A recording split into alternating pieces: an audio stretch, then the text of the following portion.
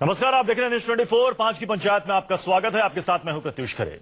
JNU नारेबाजी मामले में दिल्ली हाईकोर्ट ने पुलिस को जमकर फटकार लगाई है और पूछा है कि गिरफ्तार छात्र संघ के अध्यक्ष कन्हैया के खिलाफ क्या पुख्ता सबूत है। लेकिन पुलिस कोर्ट में गवाहों के अलावा किसी भी पुख्ता सबूत पर दलील नहीं दे पाई। इसके अलावा खबर यह भी है कि सरकार देशद्रोह कानून की धारा की समीक्षा भी करवा रही है।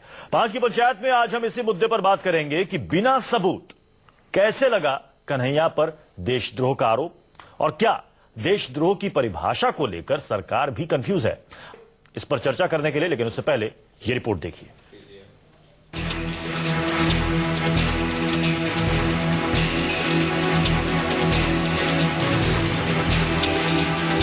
इन नारों ने देश में इतना बवाल खड़ा कर दिया। जेएनयू स्टूडेंट यूनियन के उपाध्यक्ष कन्हैया कुमार इतने दिनों से जेल में बंद हैं, लेकिन सरकार है कि देशद्रोह की परिभाषा को लेकर ही कंफ्यूज है। लोकसभा में गृह मंत्रालय की तरफ से कहा गया है कि देशद्रोह कानून की धारा 124A की समीक्षा की जा रही है। सवाल ये है कि अगर अभी सरकार देशद्रोह को लेकर अध्ययन ही कर रही है, तो फिर जेएनयू के कन्हैया कुमार पर देशद्रोह की धाराएं क्यों लगाई गई हैं? खुद दिल्ली हाईकोर्ट ने भी इस मामले पर गृह मंत्रालय के अंतर्गत आने वाली दिल्ली पुलिस को फटकार लगाई है और कन्हैया कुमार पर देशद्रोह का केस लगाए जाने पर पुलिस से सबूत मांगा है। दरअसल हाईकोर्ट में कन्हैया कुमार की जमानत का दिल्ली पुलिस ने विरोध किया है, जिस पर हाईकोर्ट ने दिल्ली पुलिस से कन्हैया के खिलाफ वीडियो जैसे पुख्ता सबूत पेश करने को कहा है। लेकिन पुलिस के पास सिवाय गवाहों के कन्हैया के खिलाफ कोई पुख्ता सबूत नहीं है। ऐसे में सवाल है कि कन्हैया के खिलाफ कोई पुख्ता सबूत है ही नहीं, तो उसे गिरफ्तार कैसे किया गया और उस पर देशद्रोह का केस क्यों लगाया गया। बहरहाल कन्हैया कुमार की जमानत याचिका की 2 मार्च यानी मंगलवार को सुनवाई होनी है और कन्हैया के वकीलों को दिल्ली हाईकोर्ट से राहत की पूरी उम्मीद है। संजीव त्रिवेदी के साथ ब्यूरो रिपोर्ट, न्यूज 24। जी हां, इन्हीं सवालों के साथ हम 5 की पंचायत की शुरुआत करेंगे। हमारे साथ तमाम मेहमान मौजूद होंगे, लेकिन सबसे पहले देख लेते हैं कि 5 की पंचायत का हमारे पहले राउंड का पहला सवाल क्या है। बिना सबूत कैसे लगा कन्हैया पर देशद्रोह का आरोप? यह सवाल यही है, पहला सवाल कि बिना सबूत कैसे लगा कन्हैया पर देशद्रोह का आरोप। हमारे साथ जो खास मेहमान हैं उनसे आपका परिचय करा दूं। हमारे साथ हैं राजीव त्यागी जी, कांग्रेस के प्रवक्ता हैं, सुदेश वर्मा जी, बीजेपी के प्रवक्ता, अमरजीत कौर, नेता सीपीआई, और साथ ही हमारे साथ थोड़ी देर में जुड़ जाएंगे बीएम चोपड़ा साहब, जो कि फॉर्मर ऑफिसर हैं दिल्ली पुलिस के। पहले आप ही के पास आना चाहूंगा सुदेश वर्मा जी, आपको लगता नहीं कि बहुत जल्दबाजी हो गई दिल्ली पुलिस से और सरकार से भी कि तुरंत कन्हैया को गिरफ्तार किया गया और उस पर देशद्रोह की धारा भी लगा दी गई? देखिए, हमें लगता है कि हमें जल्दीबाजी नहीं करना चाहिए। इसका कारण यह है कि अभी कोर्ट ने बोला है पुलिस से दो, और पुलिस ने जो बोला, पुलिस ने ये नहीं बोला कि सबूत नहीं है। पुलिस ने इन्वेस्टिगेशन के बारे में बात की है। पुलिस ने किस बेसिस पर लगाया हम भी जानना चाहेंगे, क्योंकि एक कांस्टेबल जो पुलिस का है लॉ में वो ऑथराइज्ड है, किसी पर डिसीजन लगा सकता है।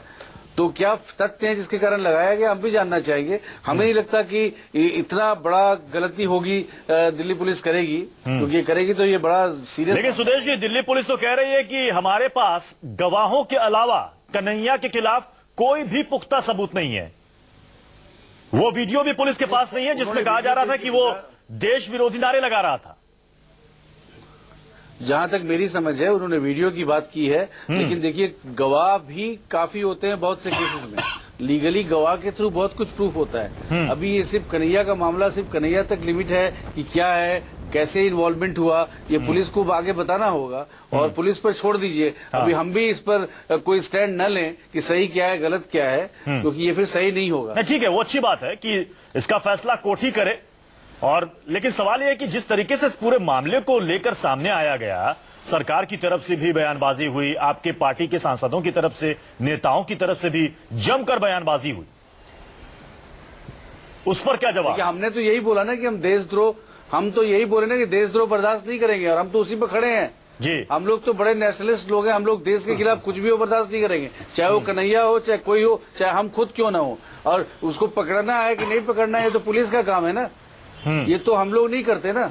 अच्छा, तो पुलिस पता है कि पुलिस ने, हम दिल्ली पुलिस के बिहाफ पर कैसे बोल सकते हैं? चलिए, राजीव त्यागी जी बहुत देर से इस पर कुछ जवाब देना चाह रहे थे। राजीव त्यागी जी, क्या आपको भी लगता है कि बिना सबूत के बहुत जल्दबाजी में ये सब कुछ तय हुआ और तुरंत आरोप लग गया देशद्रोह का कन्हैया पर? देखिए, महान दिनकर ने रश्मि रथी में 2 पंक्तियां कही, वो कोट कर देता हूं कि जब नाश मनुष्य पे छाता है, पहले विवेक मर जाता है।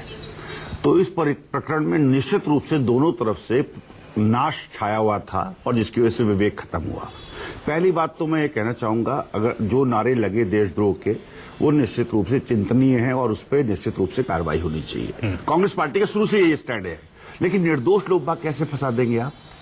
मैं पूछना चाहूंगा अपने मित्र से कि गृह मंत्री हाफिज सईद के एक ट्वीट पर राजीव जी, देखिए सुनिए, बीच में मत बोलिए आप मित्र, बीच में मत बोलिए। गृह मंत्री महोदय हाफिज सईद, बीच में मत बोलिए, बीच सभ्य बहस रखिए, सभ्यता का परिचय दीजिए। आप तो नेशनलिस्ट देशद्रोही हैं, आप तो नेशनलिस्ट है ना। नेशनलिस्ट लोगों को शांत रहना चाहिए, सुनना चाहिए। देशद्रोही नहीं होने चाहिए, नेशनलिस्ट तो आप ही लोग बाकी और कोई तो है नहीं ना देश में। मैं ये कहना चाहूंगा प्रत्युष जी, गृह मंत्री महोदय हाफिज सईद के फर्जी ट्विटर अकाउंट पे कहते हैं कि कहीं ना कहीं पाकिस्तान का इसमें हाथ है। दिल्ली कमिश्नर के पुलिस कमिश्नर बस्सी साहब ये कहते हैं पहले कि हमारे पास पर्याप्त सबूत हैं। उसके बाद एक दूसरा वक्तव्य आता है कि साहब हमारे पास पर्याप्त सबूत नहीं है, इसलिए हम उसकी कन्हैया की जमानत का विरोध नहीं करेंगे। उसका तीसरा वक्तव्य आता है कि हम लोगों के पास पर्याप्त सबूत है, हम जमानत का विरोध करेंगे। कल हाई कोर्ट ने जिस तरह से पूछा है, मैं पढ़ के बता देता हूं आपको। हाई कोर्ट ने पूछा है क्या उनके पास ऐसा कोई वीडियो फुटेज रिकॉर्डिंग है जिसमें कन्हैया देशद्रोह के नारे लगाते हुए साफ तौर पर दिख रहा हो? सुनिए लोगों ने पढ़ लिया, लोगों को पता चलना चाहिए। क्या सवाल जवाब है वो अखबारों में है, लोगों ने पढ़ भी लिया। कहा कि क्या आपको देशद्रोह का मतलब पता है? क्या सरकार कंफ्यूजन की स्थिति में नहीं है? मैं पूछना चाहूंगा मेरे मित्र से कि किसी बच्चे का भविष्य खराब करना ये सरकार का काम नहीं, बच्चों का भविष्य बनाना आपका काम होना चाहिए। अमरजीत जी, क्या आपको भी लग रहा है कि बिना सबूत कन्हैया पर देशद्रोह का आरोप जड़ दिया गया? देशद्रोही है क्योंकि हाईकोर्ट ने जमकर फटकार लगाई है दिल्ली पुलिस को। प्रत्युष जी, अमरजीत जी, एक सेकंड आपके पास आ रहा हूं सुदेश जी, अमरजीत जी को बोलिए। इन दोनों को चुप कराइए। बहुत सबसे बड़े देश प्रेम। अमरजीत जी, मैंने जो आपसे सवाल किया उसका जवाब दीजिए। ये देश प्रेम और बिना देश सारे प्रेम सर्टिफिकेट आपके पास ही है देने के लिए भाई, सारे सर्टिफिकेट आजकल आपके पास है, मोदी जी के पास जो साइन करके देते और हैं। कांग्रेस जरा हमें भी बोलने दीजिए, हमारा बच्चा जेल में है, हमें बोलने दीजिए। बोलिए अमरजीत जी। हम शुरू से कह रहे हैं, पहले दिन से कह रहे हैं कि हम शुरू से कह रहे हैं कि कन्हैया उस जगह पे मौजूद नहीं था, कन्हैया उस इवेंट का ऑर्गेनाइजर नहीं था, जेएनयू-एसयू ऑर्गेनाइजर नहीं थी, एआईएसएफ ऑर्गेनाइजर नहीं थी। जो ग्रुप ऑर्गेनाइजर था और एबीवीपी जो अपोज कर रही थी, ये दोनों शुरू से ही प्रोग्राम शुरू होने के समय से इकट्ठे मौजूद थे। वीडियो भी एबीवीपी के लोगों ने बनाई। कन्हैया 1.5 घंटे बाद पहुंचा। लेकिन अभी ये बात साबित नहीं हुई अमरजीत जी। नौबत आई, उसको इन्फॉर्म किया गया कि आप आइए। ये सब कुछ मालूम है, लेकिन अभी अब सबको पता लग गया। पर मैं जो कहना चाहती हूँ, आज नहीं, आज जो ये कह रहे हैं, आज ये जो कह रहे हैं कि जल्दबाजी नहीं कीजिए, बीजेपी के प्रवक्ता, तो हम ये कह रहे हैं तब जल्दबाजी क्यों की गई कि आपने झट से किसी को देशद्रोही डिक्लेयर कर दिया? तब आपको क्यों नहीं समझ में आई कि कौन सी तैयारी करेंगे? और आप मुझे ये बताइए, बीजेपी कंप्लेनेंट है, बीजेपी एमपी कंप्लेनेंट है, एबीवीपी कंप्लेनेंट है, आप दोनों कंप्लेनेंट है, तो आप दोनों कंप्लेनेंट है, एबीवीपी और बीजेपी, तो आपने जल्दबाजी कैसे दिखाई? आज बाकियों को कह रहे हैं जल्दबाजी नहीं कीजिए। बोलना है। मैं एक बात कहना चाहूंगा इसमें, दो बातें। हम तो आपको पहली बात सुदेश जी, आप तो कल सुदेश जी 11 तारीख की कन्हैया की भाषण ने, 11 तारीख की कन्हैया की भाषण ने माननीय हाईकोर्ट ने ये क्यों कहा, माननीय हाईकोर्ट ने ये क्यों कहा कि क्या दिल्ली पुलिस की शादी वर्दी में जवान जो थे वो सो रहे थे क्या? उन्होंने कंप्लेंट क्यों की कि नंबर 1। नंबर 2 बात मैं कहना चाहूंगा, अभी आपने अपनी डिबेट में कहा कि दिल्ली पुलिस ने ऐसी जल्दबाजी क्यों कर दी, ये चिंता का विषय आपने भी कहा, अभी आपने कहा। तो इधर मुझे आप बताएंगे इसका जवाब सुदेश जी आप दीजिए, इसका जवाब सुदेश जी आप दीजिए। उसके बाद मैं राजू त्यागी जी से इसी जल्दबाजी पर एक सवाल करूंगा। सुदेश जी बोलिए। प्रत्युष जी, देखिए ऐसा है ना कि आप दिल्ली पुलिस से कुछ क्वेश्चंस हैं आपके जी, जो कोर्ट के भी थे, तो हम उसका उत्तर कैसे दे सकते हैं? हम तो आपको ये बता रहे हैं कि अगर पुलिस ने सेडिशन लगाया है तो पुलिस क्रेडिबल है, हमें मानना पड़ेगा कि पुलिस क्रेडिबल है जब तक वो गलत प्रूफ नहीं हो जाता। अभी गलत प्रूफ नहीं हुआ है, अभी कुछ निकले जैसे वीडियो नहीं। आप कह रहे हैं कि दिल्ली पुलिस, क्या आप मान रहे हैं कि दिल्ली पुलिस ने जो कार्रवाई की उस पर आप जवाब नहीं दे सकते? अरेस्ट हुआ होगा, कोर्ट का मामला है, कोर्ट में रहने दे। गलत प्रूफ नहीं हुआ, लेकिन उससे पहले जो बीजेपी नेताओं के बयान सामने आए, उससे पहले बीजेपी नेताओं के जो बयान सामने आए, उससे तो यही लगा कि कन्हैया देशद्रोही है। फैसले से पहले फैसला सुना दिया गया। संविधान को और रूल ऑफ चलिए लॉ को राजीव त्यागी जी, एक सवाल आपसे भी है। आपने जल्दबाजी की यहाँ पर बात की। ये लोग टीवी में एक सेकंड सुदेश जी, राजीव त्यागी जी ने यहाँ पर एक बात की, जल्दबाजी की। क्या असीम त्रिवेदी के मसले पर उस वक्त जल्दबाजी नहीं हुई थी? मैं जवाब दूं इसका? बिल्कुल। निश्चित रूप से पॉलिटिकल लोगों को अपनी लक्ष्मण रेखाएं नहीं लांघनी चाहिए, किसी भी दल के पॉलिटिकल लोग भाग। और निश्चित रूप से असीम त्रिवेदी के मामले में भी जल्दबाजी हुई थी, और जो वहां भी कोर्ट ने फटकार लगाई, जल्दबाजी हुई थी वहां पर और मैं फटकार लगाई थी। एक बात कहना चाहूंगा, जो व्यूअर सुन रहे हैं उनसे कहना चाहूंगा, ये कानून की प्रक्रिया का देश है, कानून का शासन है, संविधान देश को चलाता है। ये पॉलिटिकल लोगों को बीच में इंटरफेयर ना करके पुलिस को अपना काम करने दे, जो ज्यादा बेहतर व्यवस्था होगी।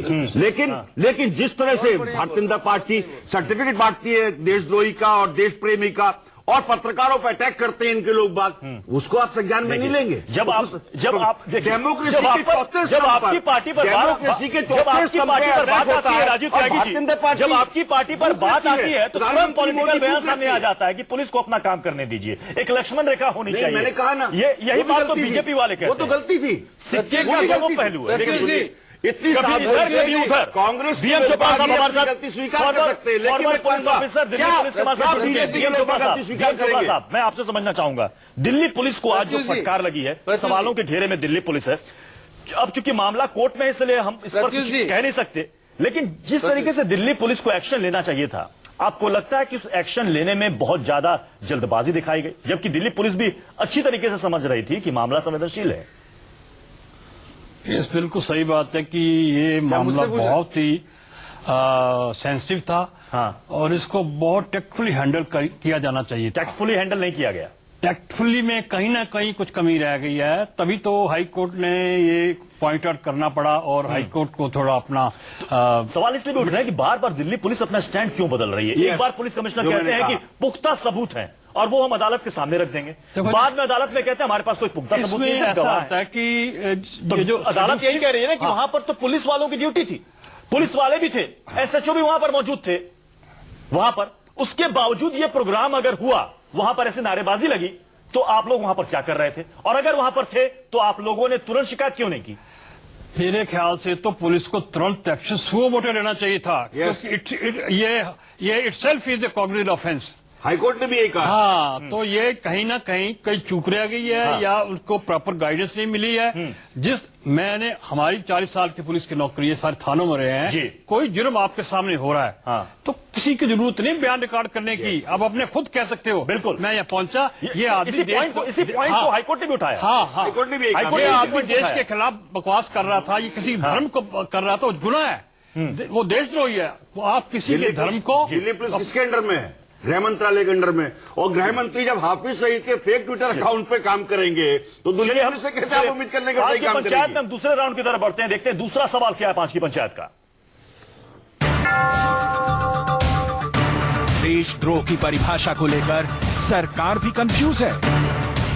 सुदेश जी, क्या देशद्रोह की परिभाषा को लेकर सरकार में किसी तरह का कोई कंफ्यूजन है? क्योंकि अब बात सामने आ रही है कि कानून मंत्रालय ने लॉ कमीशन को कहा है कि देशद्रोह की जो धारा है 124 उसकी समीक्षा की जाए। देखिए, हम हमेशा से मानते हैं कि कोई भी ऐसा कानून नहीं होना चाहिए जिससे लोग परेशान हो। ये जो क्लॉज है 124 है सेडिशन का, ये बहुत बार यूज हुआ है, कांग्रेस ने भी बहुत बार यूज किया है। इसलिए तो मैंने सवाल किया राजू त्यागी, इसलिए तो मैंने सवाल किया कांग्रेस। इसी कारण से, अब आप जवाब दे दीजिए। इसी कारण से क्या आपको भी लग रहा है कि इस कानून का मिसयूज होता है? इसी कारण से इस धारा का मिसयूज होता है? सुदेश जी, रिव्यू होना चाहिए। सुदेश जी, इसका रिव्यू होना चाहिए। लेकिन सुदेश जी, सवाल सीधा सा है, आपको भी लगता है कि इस कानून की धारा का मिसयूज होता है? मैं ये नहीं कह रहा कि आपकी सरकार कर रही है या फिर कांग्रेस की सरकार ने किया है। आपको लगता है कि यह धारा है जिसका बेजा इस्तेमाल होता है, मिसयूज होता है?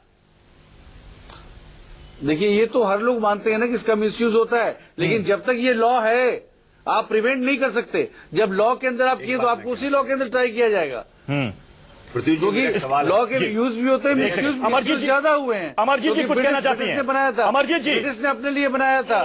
जी अमरजीत जी, दो बात रखिए। ये इस धारा का मिसयूज लगातार हो रहा है। मुझे बात करने दीजिए। इस धारा का मिसयूज लगातार हो रहा है, नंबर 1। लेकिन अभी मिसयूज हुआ है कि नहीं, बोलना मुश्किल है। केवल नारे लगाना नहीं, केवल स्पीच नहीं, नारे और स्पीच के साथ पुख्ता सबूत होना चाहिए कि उसके बाद आपने ऐसी एक्टिविटी की जो वायलेंस में या सत्ता के सबवर्शन में एक्शन हुआ। यहाँ तो 4 दिन तक जेएनयू शांत था, कुछ नहीं हुआ। तीसरी बात, सुप्रीम कोर्ट की बार बार जजमेंट्स आ चुकी हैं। जब मिसयूज होने की कोशिश हुई, सुप्रीम कोर्ट ने कहा कि ये धारा ये कहती है महज शब्द जो हैं, महज नारा, महज भाषण सेडिशन एक्ट में नहीं आता, उसके साथ कुछ ना कुछ पुख्ता ये होना चाहिए कि वो रियलिटी में एक्शन में कन्वर्ट हुआ, वायलेंस हुई, सबवर्शन हुई, सत्ता पलट हुआ, सेपरेशन। सुप्रीम कोर्ट ने साफ साफ कहा है कि महज नारेबाजी देशद्रोह नहीं है। सुप्रीम कोर्ट ने साफ साफ कहा कि महज नारेबाजी देशद्रोह नहीं है। देशद्रोह के मामले में हिंसा को बढ़ावा देने का तत्व मौजूद होना चाहिए। सुदेश जी बार बार सवाल इसलिए उठ रहे हैं ना सरकार की तरफ, क्योंकि दिल्ली पुलिस गृह मंत्रालय के अधीन है। दिल्ली पुलिस गृह मंत्रालय के अधीन है। जरूरी नहीं है कि उसका रिवोल्यूशन में ट्रांसलेट। सुदेश जी आप कह रहे हैं ना कि देखिए दिल्ली पुलिस का मसला, इसलिए हमसे आप इस पर कोई सवाल जवाब ना करें, दिल्ली पुलिस बताए वो बेहतर है। लेकिन ये भी बात सच है कि दिल्ली पुलिस किसके अधीन है? गृह मंत्रालय के अधीन है। तो जाहिर सी बात है कि सवाल उठेंगे तो जवाब तो गृह मंत्रालय को भी देना होगा। के बाद ही तो हुई अरेस्ट। ठीक है, मैं इसका उत्तर दे रहा हूं, सुन लीजिए जी। आपको पता होना चाहिए, क्योंकि ये एक पद्धति बन चुकी है इस देश में, क्योंकि अभी राजीव त्यागी जी बता रहे थे, तो आपको मैं याद दिलाऊं, आप दिल्ली पुलिस की फटकार की बात करते हैं, सीबीआई को जो फटकार पड़ी थी, case parrot, supreme court, Ashwini Kumar मंत्री, भूल गए आप? तो चूंकि कांग्रेस को तरीका है कि कांग्रेस माइक्रो मैनेज करती है, बिना उनके कुछ ना हो। माइक्रो मैनेज आप पुलिस को करते हैं, तो आपको लगता है कि बीजेपी भी माइक्रो मैनेज करती है? नहीं, इंडिपेंडेंस है। देखिए बात वो आ रही है ना, काम कर रहे हैं कि मैनेज होता है। सरकार किसी की भी हो, सरकार किसी की भी हो, सारी चीजें मैनेज होती है, सरकार किसी की भी हो। इंटरफेरेंस की आवश्यकता नहीं है। कांग्रेस को लेकर के इन्होंने कहा कि गलती जब होगी तब इंटरफेरेंस हो सकता है। कांग्रेस को लेकर के मेरे मित्र ने कहा कि केस जरूरत नहीं है। अभी सुप्रीम कोर्ट ने, माननीय सुप्रीम कोर्ट ने इसी प्रकरण में एक जांच कमेटी बनाने का काम किया, जो पत्रकारों पर अटैक हुआ और वकीलों के भेष में जो बीजेपी के गुंडे थे उनको जांच के दायरे में लाया गया। तो सुप्रीम कोर्ट की उसको भी देख ले सुदेश जी। और सुदेश जी जैसे आप बहस कर रहे हैं ना, उससे लगता है गंगा गए गंगादास और जमुना गए जमुनादास। मैं आपसे एक प्रश्न पूछना चाहूंगा कि जो अकाली दल यहां से इंदिरा जी के हत्यारों को दिल्ली से तिहाड़ जेल से अपने यहां शिफ्ट कराता है और अकाली दल के शीर्ष नेतृत्व बादल साहब खालिस्तान के पक्ष में नारे लगाते हैं, वो देशद्रोह नहीं है जो आपके गठबंधन में है? नंबर 1। नंबर 2, वाइको जो तमिलनाडु में है, तमिलनाडु में वो कहते हैं लिट्टी बहुत बढ़िया काम कर रहा था और तमिलनाडु की स्वतंत्रता की बात करते हैं, वो देशद्रोह नहीं क्योंकि वो मोदी जी के साथ है। पीडीपी के राज में जम्मू कश्मीर में देशद्रोह के नारे लगते हैं। जवाब सर्टिफिकेट बांटने का काम आपने कर रखा है। एक सेकंड सर्टिफिकेट मत बांटो ना। एक सेकंड राजीव, बीजेपी का नहीं, कोई भी स्लोगन जो देश को तोड़ने की बात करता है, ये आपको जब याद आना चाहिए जब जम्मू कश्मीर में नारे लग रहे थे, जब जम्मू कश्मीर में 3-3, 4-4 बार राष्ट्रीय ध्वज को फूंका जा रहा था, आपको याद आना चाहिए। अब आपको याद क्यों नहीं आता है? कितनी बार किया जा चुका है? आपको याद क्यों नहीं आता है? आपको अकालियों को लेकर के याद क्यों नहीं आता है? आप पंजाब में चुनाव में इंदिरा जी के हत्यारों को आप भागा नहीं हो जाएगा। और आपकी सरकार पहली सरकार है जिसने रक्षा बजट में कुल 1.5% बढ़ोतरी की है पहली बार। डीएम चोपड़ा जी, पहली बार ऐसा हुआ कि 1.5% बढ़ोतरी। डीएम चोपड़ा जी, आपको क्या लगता है कि क्यों,